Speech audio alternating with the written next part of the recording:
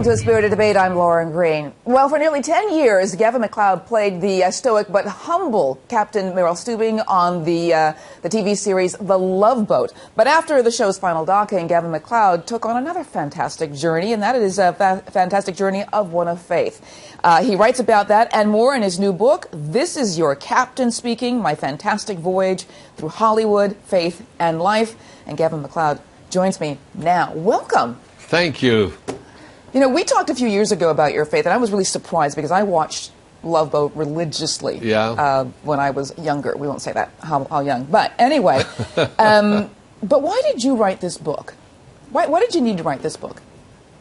I didn't need to write it. My manager suggested I write it because I work for Princess Cruises, and one of the things I do, they show a movie of my life that won an award. And I got out and tell stories about my life and all, and answer questions and things like that. And the people really seemed to enjoy it. And so Susan said, why don't you do a book? I said, oh, who wants to read the book? You know, she said, well, you can tell about what Jesus has done for you. I said, there's a purpose. All right, let's do a book. And that's why that was the motor to get this book done.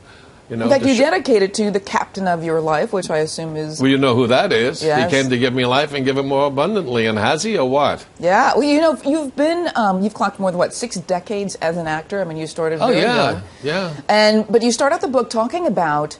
you know, the book has a lot of highs and lows, but you start out with one of the lowest, which is one of the things was just getting fired. Why did you start out with getting fired?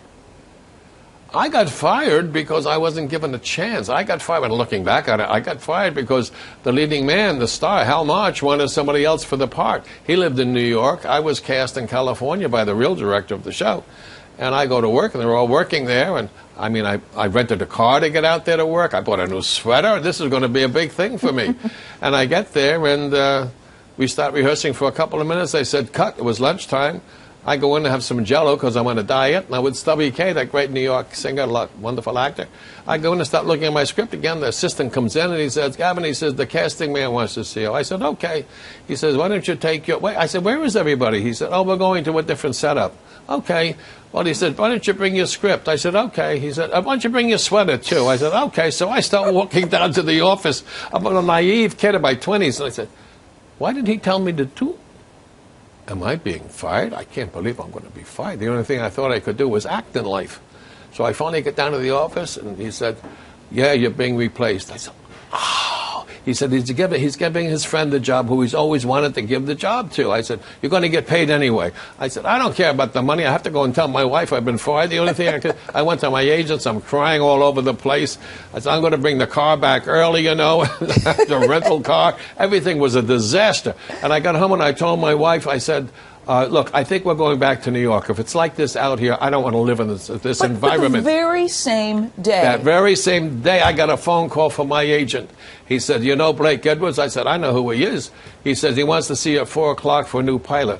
I said, oh, where is it? He said, I can drive there. I got the car now. I said, should I bring my hair? I always carried my hair in a box to go for auditions, you know, because that's what it was like. He said, yeah, bring your hair. So I went there and I met Blake, and he took a liking to me, and he said, look, man, he said, the lead heavy in this was going to be Italian. I'm going to make him Irish, Fallon, you're going to play him. And that was the beginning of a career with him. I did a movie with Cary Grant and Tony Curtis, this Operation Petticoat. You know, right? It was one of my Bing favorite Crosby, films. High Time, and Peter Sellers, The Party, and more television shows all over Blake Edwards. A big champion of mine, and I just loved him. So what turned out to be the worst day of my life turned out to be the best day of my life. And that's why I tell young actors, never give up. When a door closes, a new one's going to open. Well, 2 more is going to open. But this book is also about your walk of faith, and you didn't really sort of become a full-fledged Christian until much later. Until September 15th, 1984. Yeah, I was raised a Catholic, and I would always go to church. When I was on the road, I'd be in church, and the guys would be swinging these girls and stuff like that. But I always found a lot of comfort knowing that God was there. But I was brought up to where I was, my town, and my indoctrination was to fear God, not to love Him.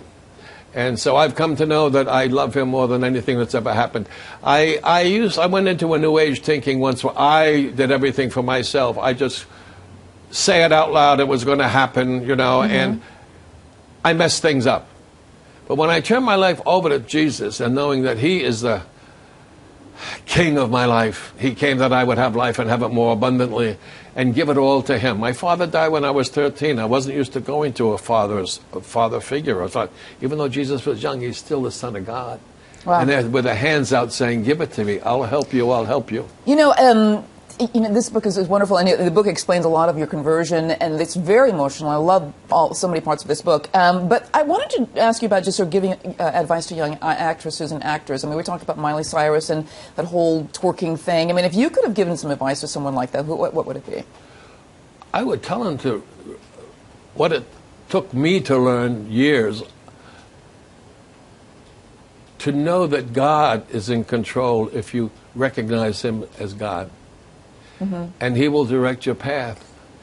And because of him directing your path, and you going to him first, and having a dialogue with him, having a relationship with him, mm-hmm. that he will guide you into the right kind of parts to take.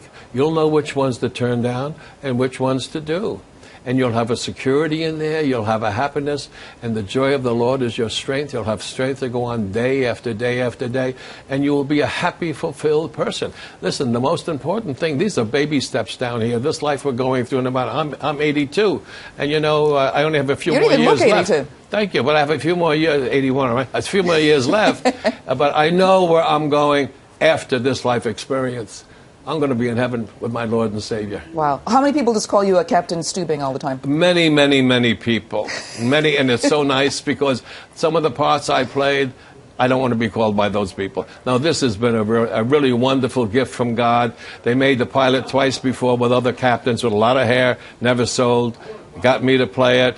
We went through the roof, became an international success. Wow. Wow. Well, the book is called This Is Your Captain Speaking, My Fantastic Voyage Through Hollywood, Faith, and Life. And it is really fascinating. It's really quick. You've got a lot of stories in there, a lot of really great kinds of things that everybody can relate to. Gavin MacLeod, thank you very much for being on A Spirited Debate. Thank you, Lauren. God bless you. God bless you, too.